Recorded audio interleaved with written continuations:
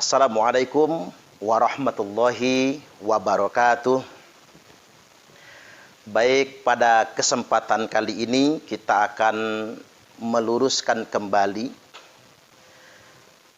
cukup viral menyebar di media sosial seseorang yang dengan sengaja telah memanipulasi ayat suci Al-Quran dan mempolitisasi penafsiran ayat suci Al-Quran.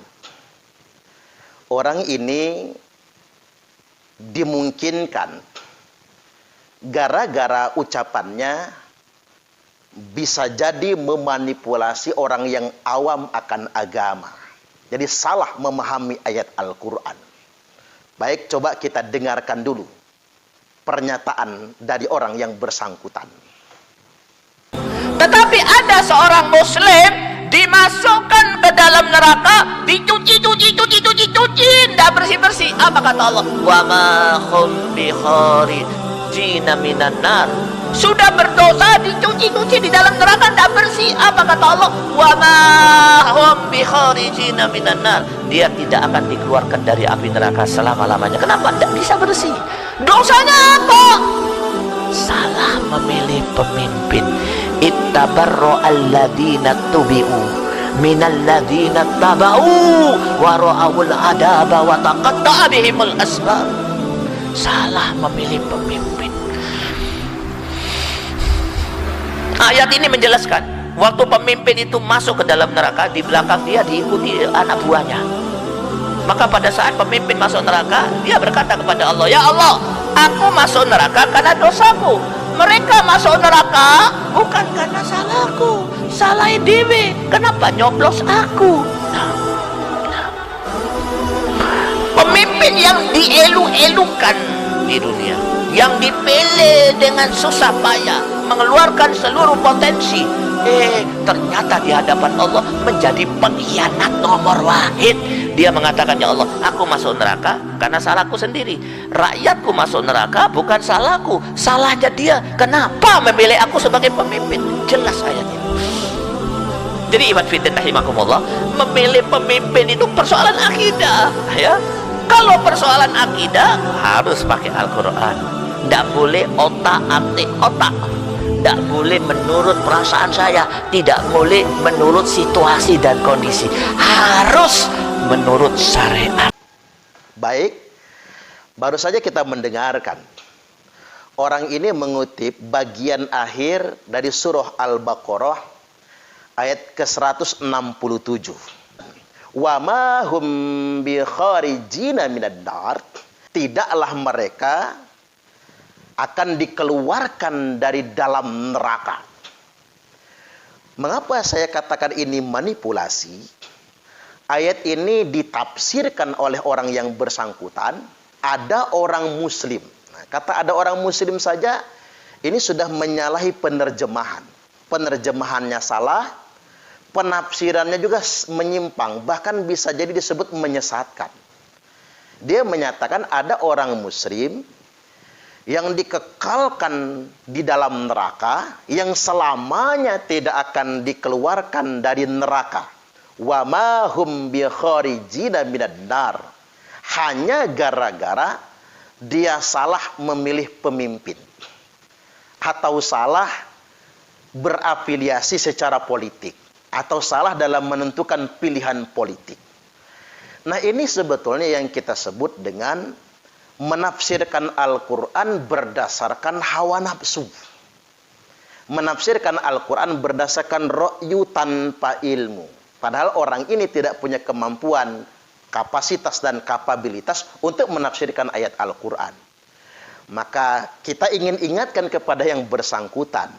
Rasulullah Shallallahu Alaihi Wasallam telah bersabda, "Man fassaral Qur'ana bi ra'yihi falyatabawwa maq'adahu minan nar." Barang siapa yang dengan beraninya menafsirkan Al-Quran dengan ra'yunya sendiri, dengan logikanya sendiri tanpa ilmu, dengan hawa nafsunya sendiri, maka silahkan Dia menyediakan kapling untuknya sendiri di dalam neraka nantinya. Subhanallah, serem banget ini ya. Orang ini menafsirkan Al-Quran dengan ra'yu, tanpa ilmu. Logikanya salah, menyimpang malahan. Dan orang ini menafsirkan ayat suci Al-Quran dengan hawa nafsunya. Karena dipengaruhi oleh tendensi politiknya. Dipengaruhi dengan kebencian dirinya. Maka ini yang disebut dengan manipulasi ayat Al-Quran, bahkan politisasi ayat Al-Quran untuk tujuan kepentingan politik tertentu. Oke, baik, sekarang kita coba ingin meluruskan. Wa ma hum bi kharijina minad nar. Ini adalah bagian akhir dari surah Al-Baqarah ayat ke-167. Tidaklah mereka selamanya akan dikeluarkan dari neraka. Ini sebetulnya bukan terkait dengan orang muslim yang salah dalam memilih pemimpin, atau tidak terkait dengan orang-orang yang punya afiliasi politik tertentu, kecenderungan kepada pemimpin tertentu, bukan. Ayat ini sebetulnya terkait dengan hukuman yang Allah berikan kepada orang-orang musyrik, orang-orang yang telah menyekutukan Allah Subhanahu wa taala. Makanya ketika kita ingin mempelajari Al-Quran, kita harus melihat hubungan ayat satu dengan ayat yang lain, yang nggak boleh sepotong-sepotong. Ketika kita mengutip Al-Quran cuma sepotong, lalu kita sampaikan berdasarkan hawa nafsu, ini sama saja penistaan terhadap Al-Quran, penghinaan terhadap Al-Quran, dan saya tegaskan ini termasuk kekufuran, keingkaran, bahkan kekafiran kepada Allah Subhanahu wa taala. Karena menafsirkan Al-Quran berdasarkan hawa nafsu, sengaja mendistorsinya. Nah, wa ma hum bi kharijina minan nar. Ini sebetulnya terhubung dengan ayat sebelumnya, Al-Baqarah 165, Al-Baqarah 166, baru masuk Al-Baqarah 167. Kan disebutkan di Al-Baqarah 165-nya. A'udzubillahi minasyaitonir rajim. Wa minan nasi may yattakhidhu min dunillahi andada yuhibbunahum kahubbillah. Dan ada di antara manusia itu, wa minan nas, ada di antara manusia, kata Allah, may yattakhidhu, orang-orang yang mengambil, menjadikan min dunillah, sesuatu selain Allah, andadan, sebagai sembahan-sembahan tandingan. Yuhibbunahum kahubbillah, di mana sesembahan ini mereka cintai sebagaimana mereka mencintai Allah Subhanahu wa taala. Jadi sederhananya begini nih. Dia menyembah Allah di satu sisi, tapi di sisi yang lain dia menyembah sesuatu selain Allah yang dia setarakan dengan Allah. Maka kalimatnya angdadan, dia setarakan dengan Allah. Baik, kita sekarang masuk ke penafsiran yang sesungguhnya. Kita mengambil tafsir bil ma'thur saja. Karena orang Wahabi lebih sukanya tafsir bil ma'thur sebetulnya. Jadi ayat ini mengingatkan kita, Al-Hafiz Ibnu Katsir menyampaikan, Allah Subhanahu wa taala mengingatkan kita, menceritakan halal musyrikina bihi, yakni tentang orang-orang musyrik, keadaan orang-orang yang telah menyekutukan Allah Subhanahu wa taala. Di mana kebiasaan orang musyrik itu bukan tidak menyembah Allah. Dia menyembah Allah tapi menyembah juga sesuatu selain Allah Subhanahu wa taala. Ini maksudnya. Jadi halal musyrikina bihi fid dunya wa ma lahum fid daril akhirah. Di mana orang musyrik tersebut tidak akan mendapatkan surga di akhirat nantinya. Tidak akan mendapatkan kebahagiaan di akhirat nantinya. Apa sebabnya? Haitsu ja'alu lahu angdadan. Sebabnya dikarenakan mereka telah menjadikan sekutu-sekutu tandingan selain Allah Subhanahu wa taala. Jadi menjadikan tandingan-tandingan kepada Allah. Bahasa kitanya musyrik. Di sini dikatakan angdadan, kompetitor, saingan-saingan, atau au amthalan, sesuatu yang semisal-semisal. Mereka menyembah Allah dan menyembah sesuatu-sesuatu yang lainnya dan diserupakan dengan Allah Subhanahu wa taala. Jadi sebetulnya jelas betul ayat yang dibacakan orang itu. Saya nggak hafal namanya siapa orang itu. Yang jelas tampak sekali seperti stylenya ulama lah, berjanggut lebat, pakai peci kan begitu. Walaupun kita tidak boleh tertipu dengan penampilan. Pada kenyataannya toh dia dengan sengaja telah memanipulasi ayat suci Al-Quran, baik penerjemahan maupun penafsirannya. Ini terkait dengan orang musyrik. Kemudian yang berikutnya, ya'budunahum ma'ahu, di mana orang-orang musyrik ini, kata Ibnu Katsir, telah menyembah berhala-berhala. Di sini disebutkan berhala tersebut antara lain mereka menuhankan malaikat, menuhankan jin-jin, yang sesuatu yang mereka sembah tersebut disembah bersama Allah.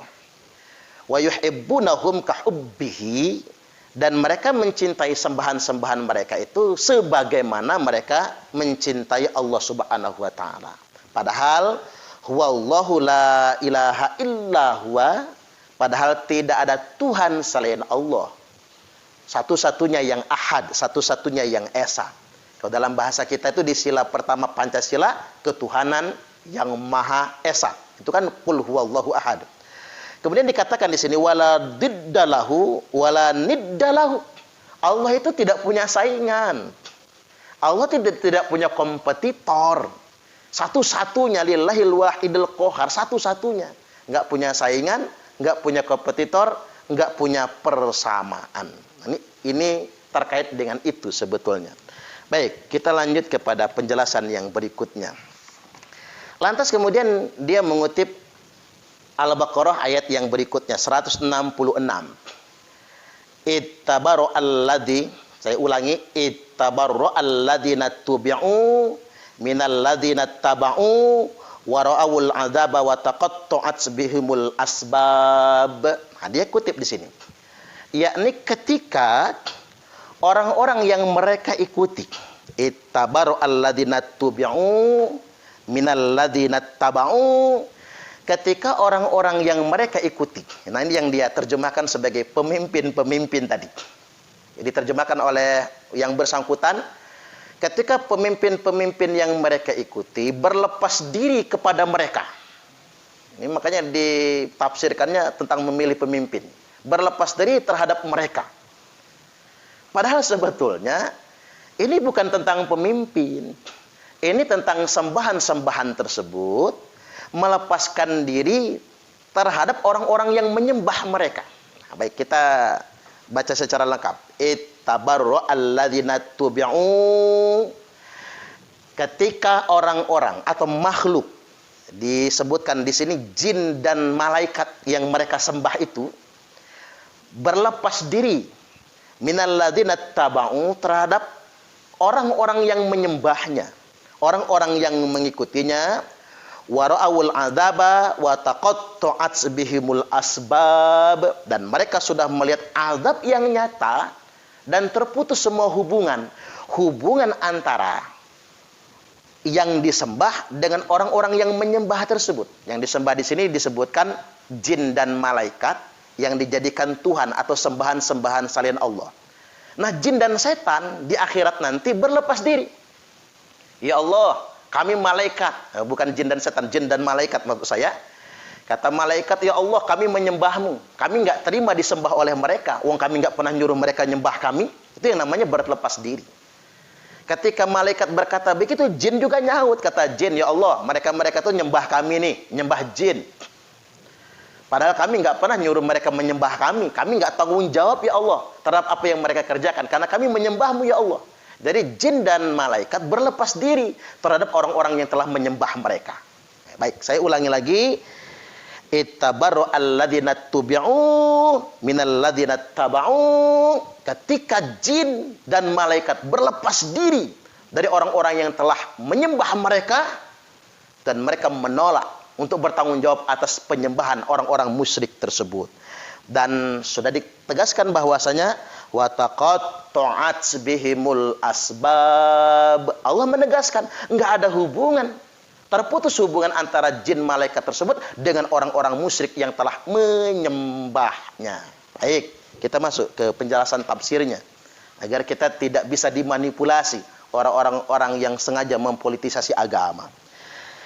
Di sini dikatakan bahwasanya tsumma akhbara tabarra'at minhumul malaikah. Lalu Allah mengabarkan. Coba catat, ini Ibnu Katsir di juz yang pertama halaman 278.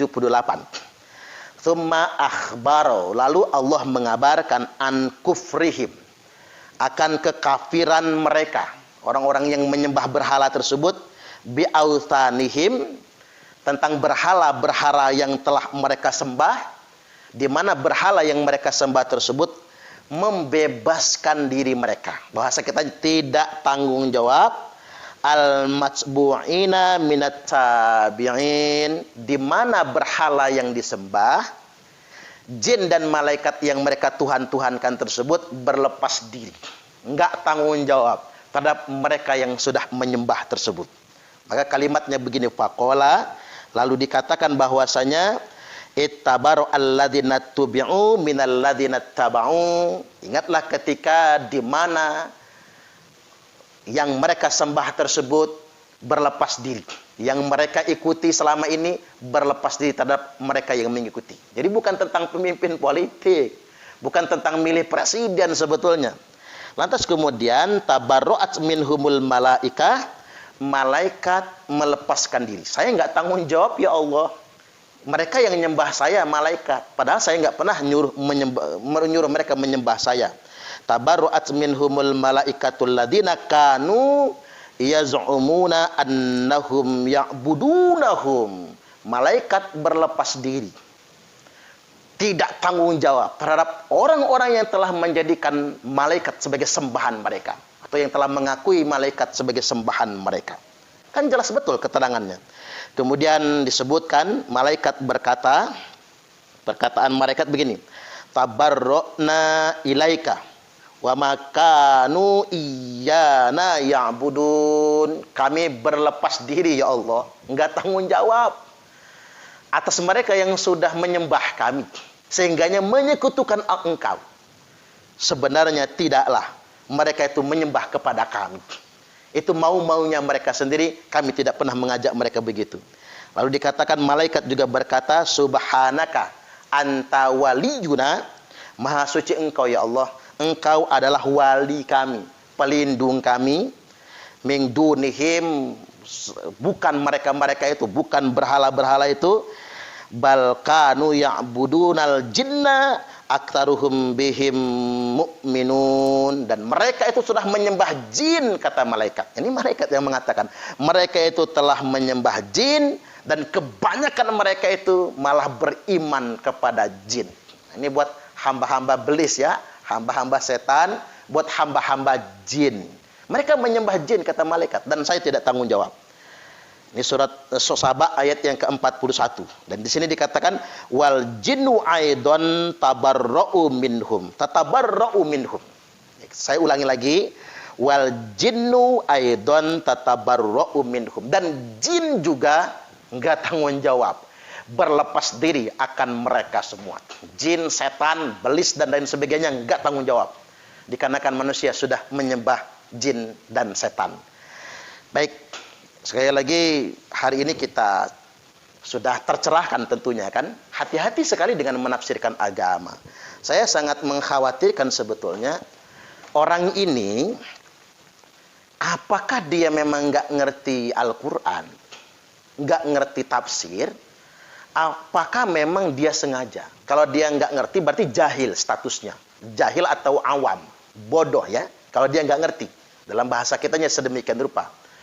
Tapi kalau dia ngerti sebetulnya dengan ayat ini dan ngerti tafsir yang sesungguhnya, berarti dia termasuk menyerupai orang Yahudi. Orang Yahudi mengerti akan Taurat, mengerti akan Injil, mengerti akan firman Allah, tapi dia sengaja mengubah-ubahnya. Mengubah kalimatnya, mengubah makna dan maksudnya. Dan bisa jadi dia dimurkai oleh Allah Subhanahu wa taala. Saya menyarankan kepada antum ustaz, mungkin antum orang manggilnya ustaz, segeralah bertaubat kepada Allah Subhanahu wa taala. Karena penerjemahan antum sama sekali tidak ada dalam versi ulama manapun. Penafsiran antum juga tidak ada sama sekali dalam versi penjelasan tafsir manapun. Oke, baik, kita misalnya dalam Al-Qurtubi tadi, dalam tafsir Ibnu Katsir, kita baca dalam tafsir Al-Qurtubi disebutkan bahwasanya wa ma hum bi kharijina minan nar. Ini adalah dalilun ala khuludil kuffari fiha. Ayat ini merupakan dalil tentang orang kafir musyrik yang menyekutukan Allah, bahwasanya mereka itu kekal di dalam neraka. Tidak seperti yang dia katakan tadi, orang muslim yang salah memilih pemimpin, kekal di dalam neraka. Na'udzubillah, alangkah jahatnya kata-kata ini. Alangkah jahatnya penafsiran ini sebetulnya. Ini merusak dan mengingkari Al-Quran itu sendiri. Saya ulangi lagi dalam tafsir Al-Qurtubi, dalilun ala khuludil kufari fiha, tentang kekalnya orang-orang yang menyekutukan Allah, orang-orang kafir di dalam neraka, wa annahum la yakhrujuna minha, sesungguhnya mereka selamanya tidak akan keluar dari dalam neraka. Wa hadza qaulun jamaati ahli sunnah. Ini merupakan pendapat ahlu sunnah wal jamaah. Loh, mengapa ada kalimat wa mahum bi kharijina minan nar? Tidaklah mereka itu dikeluarkan dari dalam neraka. Dikarenakan memang ada penegasan seperti ini. Sebentar, kita buka lagi ayatnya. Baik. Dikarenakan disebutkan dalam surah Al-Baqarah ayat 167-nya, wa qala alladziina taba'u law anna karratan fatabarra'a minhum kama tabarra'u minna. Nah, orang-orang yang telah menyekutukan Allah tersebut berkata, apa kata mereka? Law anna lana karratan, seandainya kami diberikan kesempatan untuk pulang lagi ke dunia, hidup lagi di dunia, fatabarra'a minhum, maka kami akan berlepas diri terhadap apa yang kami sembah tersebut, terhadap jin yang kami sembah, malaikat yang kami sembah, setan yang kami sembah, atau berhala yang kami sembah. Kama tabarra'u minna, sebagaimana mereka saat ini telah berlepas diri kepada kami. Seolah-olah begini kalimatnya, seandainya kami boleh ya Allah keluar dari neraka dan pulang ke dunia lagi, kami akan deklarasi melepaskan diri kami dari sembahan-sembahan kami tersebut, sebagaimana mereka telah mengabaikan kami juga di akhirat ini. Baru kemudian Allah closing dengan kalimat wa ma hum bi kharijina minad nar, tidaklah mereka selamanya bisa keluar lagi dari neraka untuk kembali ke dunia. Itu maksudnya. Nah, baik, kemudian yang berikutnya saya coba ingin memberikan wawasan tambahan kepada antum semua dan kita semua warga bangsa Indonesia.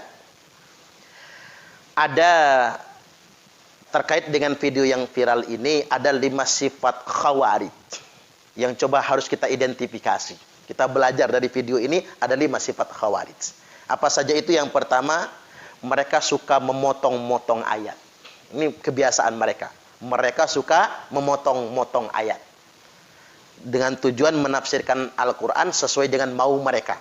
Jadi hati-hati betul menafsirkan ayat semaunya. Yang kedua, mereka menafsirkan Al-Quran berdasarkan hawa nafsu, bukan berdasarkan ilmu, dan cenderung dipengaruhi tendensi politik mereka.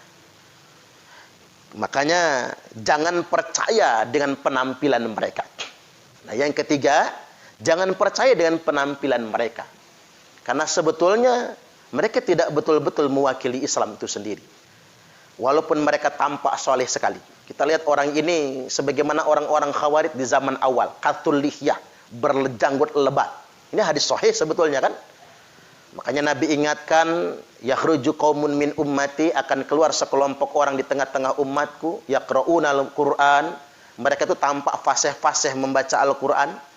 Laisa qira'atukum ila qira'atihim bisyai', di mana bacaan Quran kalian tidak ada apa-apanya dibandingkan dengan bacaan Quran mereka. Wala salatukum ila salatihim bisyai', salat kalian tidak ada apa-apanya dibandingkan dengan salat mereka. Wala siyamukum ila siyamihim bisyai', di mana puasa kalian tidak ada apa-apanya dibandingkan dengan puasa mereka. Dalam kitab hadis yang lain bahkan ditambahkan yahkiru ahadukum amalhum min amalihim. Boleh jadi salah seorang di antara kalian akan minder kalau membandingkan amalnya dengan amal mereka semua. Saking mereka tuh zahirnya kayaknya soleh banget, tapi jangan pernah tertipu kata Nabi. Fa idza kharaju faqtuluhum. Kalau kelompok ini sudah keluar, kita wajib memerangi mereka semua. Karena mereka mengatasnamakan Al-Qur'an, mengatasnamakan ayat untuk mengkafirkan orang lain, mengatasnamakan Al-Qur'an bahkan untuk melawan pemerintah yang sah. Makanya masuk kita ke ciri yang keempat. Apa ciri Khawarij tersebut? Semua pengajian mereka, semua pergerakan mereka, semua dakwah mereka, apapun temanya diarahkan untuk membenci pemerintah yang sah. Anti pemerintah yang sah. Nah, itulah Khawarij. Enggak ada yang benar di mata Khawarij itu. Nabi dia salahkan oleh didengkot Khawarij Zulkhuwaisirah. Imam Ali mereka halalkan darah. Khalifah Utsman mereka halalkan darahnya. Jadi kalau selevel Imam Ali saja mereka halalkan darah, apalagi cuman macam kita. Apalagi cuman seperti Presiden Republik Indonesia. Mereka mudah sekali mencari alasan menggunakan bahasa agama untuk mendelegitimasi pemerintah yang sah. Maka wajar kalau disimpulkan oleh para ulama, semua kelompok dan aliran yang anti pemerintah yang sah adalah Khawarij. Makanya man kariha min amirihi syai'an falyasbir. Barang siapa yang enggak suka dengan urusan pemerintahnya atau enggak suka sama pemerintahnya, hendaklah dia bersabar.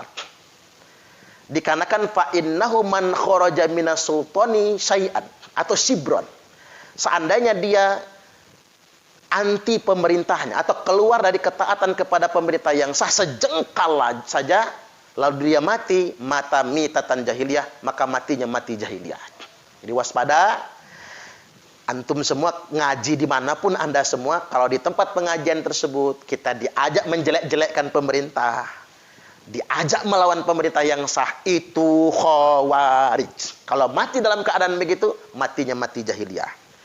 Dan yang berikutnya yang kelima, mereka menganut ideologi wala wal baro, menyerahkan loyalitasnya kepada pemimpin golongan, tapi membebaskan mereka dari ketaatan kepada pemerintah yang sah. Pada akhirnya mereka akan mengkafir-kafirkan. Terakhir saya sampaikan, kalau bukan ahlinya jangan sembarangan menafsirkan Al-Quran. Kita tidak punya kapasitasnya. Sekali lagi buat orang awam, tak semua orang yang bicara agama itu sesuai dengan maunya Tuhan, itu sesuai dengan maunya Allah. Tak semua orang bicara Al-Quran itu sesuai dengan ilmu yang sesungguhnya atau kehendak Allah yang sesungguhnya. Karena kita tidak bisa menyimpulkan kehendak Allah, maka yang berhak menafsirkan Al-Quran adalah orang yang punya kemampuan untuk menafsirkannya, yakni para ulama. Annal ulama'a warasatul anbiya. Sesungguhnya ulama adalah pewaris para nabi. Man fasaral Qur'ana bi ra'yihi falyatabawwa maq'adahu minad nar.